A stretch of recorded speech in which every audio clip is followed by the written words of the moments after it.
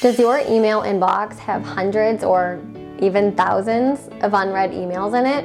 Or do you not even know how many unread emails you have because you literally never even check your email? Are you frequently missing important messages because someone put it in an email and you didn't check your email? And what does it even mean to check your email? Like, what do you even do when you get in there? Hi, I'm Katie Azevedo from SchoolHabits.com, and I teach students and working professionals strategies to learn and work better. Please consider liking and subscribing. That makes a world of difference. And for more tips and tricks for school and productivity, follow me over on Instagram.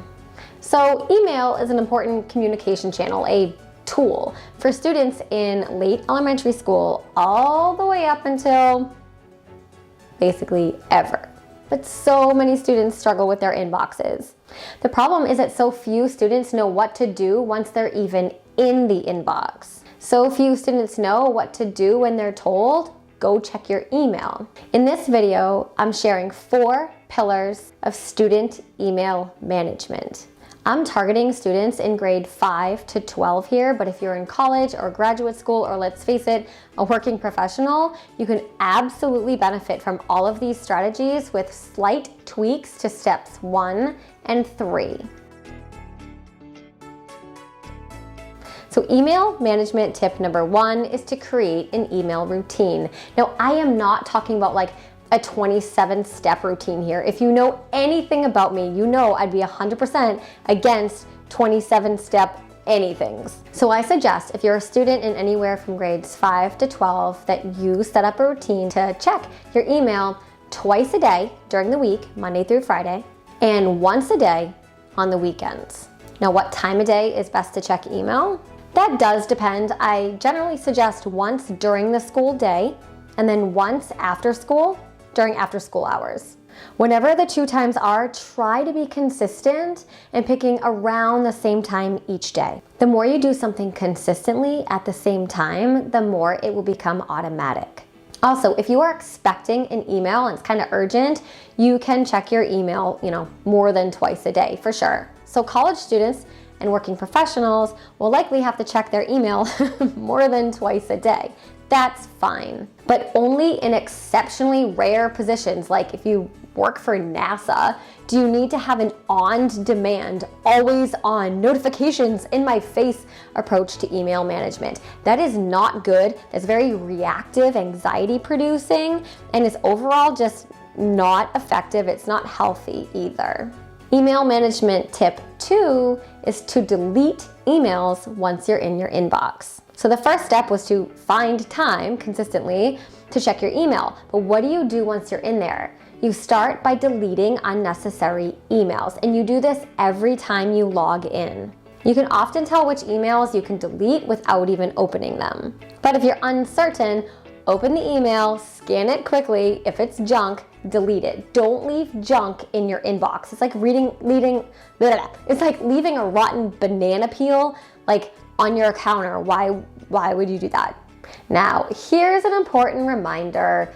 Only delete emails if they are trash, right? Sometimes we want to delete emails because the email's actually important, but it makes us nervous. Sometimes we want to delete an email because we just want it to go away.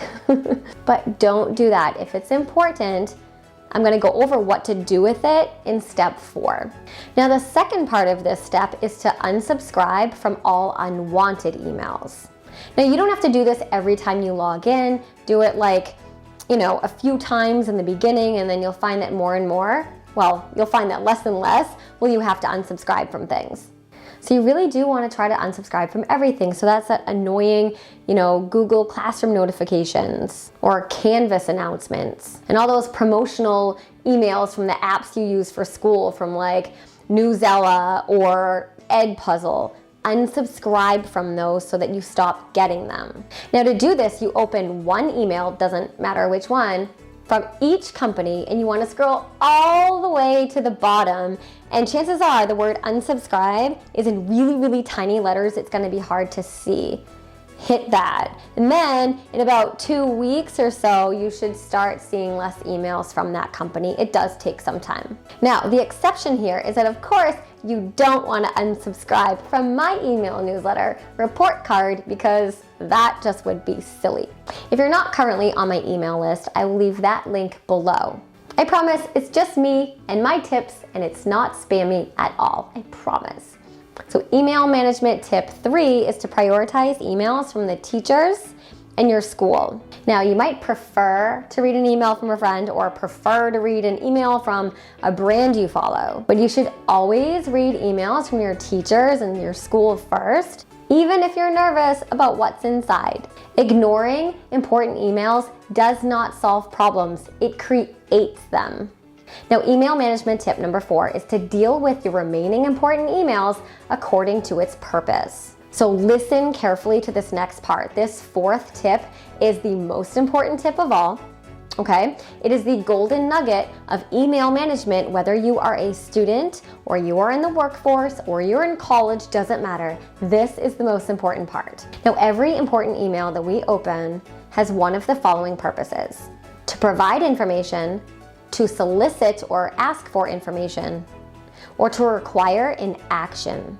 So we want to go through our important emails one at a time, the ones that are remaining after we deleted them, right? And determine the purpose of each email. And in just a second, I'm going to give you very specific instructions for what to do with each of those 3 types of emails. So category number 1, emails that provide information. Depending on what the information is, we could put it in our calendar, put it in our assignment notebook, we could turn it into a digital reminder, we could put it on a sticky note, okay? The important thing to remember is if it's important info that we are gonna need later, and we know we will need it later, we extract it from the email and we put it into a better system that we trust. We don't use our inbox as a storage facility for important information. Now, category number 2 is emails that solicit information, or emails that are asking information from us. And we do something different with these. Now, depending on who's asking for the information, we will likely have to respond. Now, if you're being asked a question and you can answer it quickly and simply, then do so before moving on to any other email. But if you don't yet actually know the answer to a question that you're being asked, or you don't have the information, then send a quick response that's like, I don't yet know this information, but I'll let you know when I have it. Don't just leave the person hanging forever, right? It's perfectly acceptable to tell somebody, hey, I got your email. I don't know the answer, but I'm gonna figure it out and I'll get back to you. Now, I have a tutorial for how to write an email to a teacher. It includes templates as well, and I will leave that link in the description box.